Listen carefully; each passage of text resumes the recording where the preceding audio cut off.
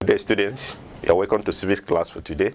Today, we'll be looking at electoral malpractices in Nigeria. During our last lesson, we actually tried to look at the election and the various types of election, whereby we define election as a process whereby members of a society or community choose or elect their leaders, or the process whereby the citizens actually nominate who actually represent them in the government of the country. And we try to look at the various types of election. Look at by-election, primary election, referendum, open ballot system, secret ballot system, and so many of them. And I actually told you that one of the ways in a democratic dispensation whereby an individual can represent his people in government is through election. You must be able to be voted for by members of your community or society or state. Through that, you'll be able to occupy such position. And I also mentioned those positions in Nigeria that you must occupy through electoral process or through election. For example, the office of the president, the office of the governor, the members of the legislature, either at the federal or state levels, and at the local government levels, somehow local government chairman, councillorship positions. These are positions that before you occupy it in a democratic dispensation, particularly in a country like Nigeria, you must be able to go through election. So today we're going to be looking at electoral malpractices in Nigeria. What is electoral malpractices? Electoral malpractice has various or different definitions. You can define it as the various electoral irregularities that actually disrupt the conduct of free and fair election. The various electoral irregularity or violence or misconducts that actually disrupt the conduct of a free and fair election. Actually, election is expected to be free and fair. Election that is devoid of any form of bias, whereby there is no intimidation on the part of the candidates, whereby everybody is given a level playing field to be able to sell themselves to the masses, and through that they'll be able to get a lot of votes that will actually put them into that position that they're actually aspiring for. So those activities or this misconduct that actually disrupt the conduct of free, that makes an election not to be free and fair, is actually called electoral malpractices. You can also define electoral malpractices as the manipulation of the electoral process by the Electoral Commission, political parties, candidates, and security agencies. The manipulation of the electoral process by the Electoral Commission, political parties, candidates, and security agencies. So either or all of these institutions or individuals can actually help to manipulate the electoral process in a country. So yes, so can actually help to manipulate the electoral process in a country. We have various forms of electoral malpractices. We have various forms of electoral malpractices. It comes through so many dimensions. One is through the use of fake ballot papers printed by candidates or political parties illegally in order to actually gather more votes for themselves. So it's during the election, at times you hear that a bundle of fake ballot paper will actually seen in a particular place. So those candidates or political party actually want to use it to actually help to influence the election to their own advantage.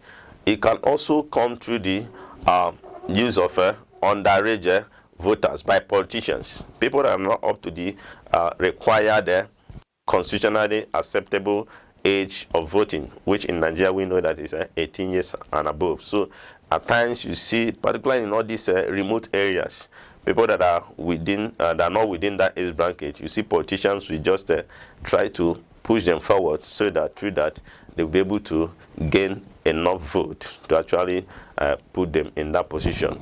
And that one form of electoral practice is artificial scarcity of electoral materials in areas where political parties that are assumed to be in opposition and have enough grounds when they discover that some of these political parties that are in opposition, they have a particular environment area whereby they have enough voters. They will just connive with the Electoral Commission to ensure that electoral materials get to such a place or those places very late, thereby making the people not to actually exercise their franchise. You know, I've told you that franchise simply means the right to vote. I want to give you a typical example. For example, let's say that an election is actually going on in Ekiti State today, and APC is actually the ruling party and PDP is an opposition party. Let's just say that APC or PDP has its stronghold in places like Bonyi, local government, places like that. So in order to perfect this act, you will see that the ruling party at the state level can actually connive with INEC, and materials will not get to Bonyi at the appropriate time. By the time it gets to that place, most of the voters that actually wanted to vote for the opposition party must have gotten tired and they just leave that place. And by that time, the materials will go to that place, and little vote will be recorded for the party, and that will actually help to increase the chances of the opposition party to retain that position. So artificial scarcity of electoral material is also one form of electoral malpractices. And that one is a financial inducement. Inducement is a form of enticement. That is the act of using money to actually influence the mind of an individual to do things that are actually against his or her will. For example, you see in Nigeria election has been monetized, whereby the highest bidder gets what he or she wants. So at times you see that at the polling unit, you see people spreading money. Somebody that actually decided to get to the polling unit with the intention of voting for a particular candidate. Once that person goes to that place and a little money is actually flashed to that person, you see that so many, as a lot of the poverty level in the land will actually dance to the tune of those people, those money back. So financial inducement is actually a form of electoral malpractices. And again, that form of electoral malpractice is announcement of the winner of election. And at times you see when a candidate actually wins an election, once that person is actually rich or influential or has a very important position in the society, he may even connive with the Electoral Commission, and they will just announce him as the winner of that particular election. And despite the fact that he or she was not the one that actually won that election, they believe that no problem, just announce me. By the time we get to court, I would be able to make part of the amount that I actually invested in that election. There's a story that that was actually told of a candidate. Then that was in 1999 to 2003 election or something. Beyond that, they said that the man actually contested for senatorial position in one of the riverine area in Niger Delta State. And I heard that the man actually went to the resident electoral commissioner after the election and asked him, just announce me as the winner of this election. I'm ready to give you any amount that you actually feel that this actual action actually was.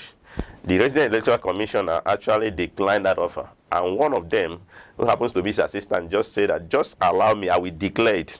The man was of the opinion that once you declare that election, by the time we finish in the court process, then the court process will take years, up to 3 years before you finalize it. I would be able to make all the amounts that are actually invested in this election. And the man, out of pressure and out of intimidation, and he actually yielded, and his deputy actually announced the man as the winner of the election. And after that, the man was actually parted with a lot of money.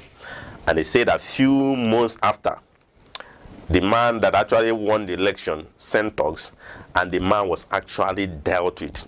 According to the story, the man was in the hospital for close to half a year as a result of that. So, and the man was actually declaring, he stayed there for close to 3 years. And by that 3 years, he was able to make a lot of money from his investment. So announcement of wrong candidate is actually a form of electoral malpractice. And that one there, snatching of ballot papers by thugs. You see a lot of thugs, hoodlums, positioned by the political parties. They go snatch ballot papers, particularly in areas where the opponents actually have an upper hand. And that one is a detention of some candidates before election.